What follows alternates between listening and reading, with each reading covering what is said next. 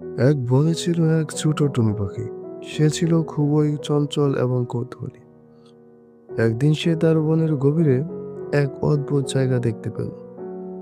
জায়গাটি ছিল ভীষণ ঘন গাছের আড়ালে, আর সেখানে ছিল এক বুড়ো ম্যাজিশিয়ান।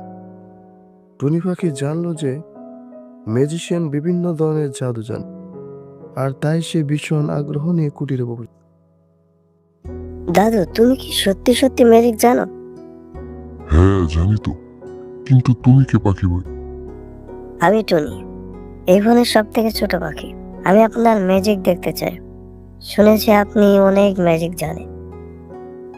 হা হা, ম্যাজিক দেখতে চাও?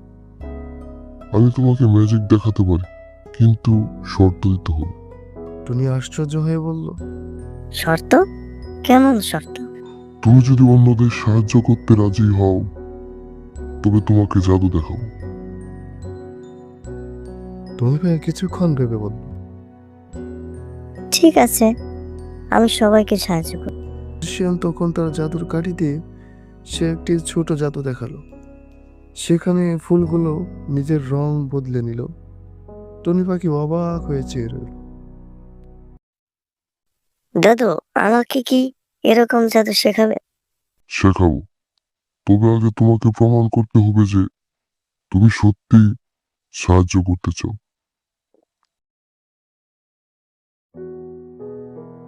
একদিন বনে আগুন লেগে গেল। সব পশু পাখি ভয়ে দিশেহারা। তখন টুনি পাখি তার ডানা দিয়ে পানির ফোঁটা তুলে আগুন নিবানোর চেষ্টা করল। অন্য পাখিগুলো তাকে দেখে সাহায্য করতে এগিয়ে এলো। ধীরে ধীরে আগুন নিভে গেল। ম্যাজিশিয়ান তখন টুনিকে বলল, আজ তুমি প্রমাণ করেছো যে তুমি শুধু নিজের জন্য নও, অন্যদের জন্য ভাবো। এবার তোমাকে আমি এক বিশেষ জাদু দেখাবো। ম্যাজিশিয়ান টুনির ডানায় জাদু ছড়িয়ে দিল।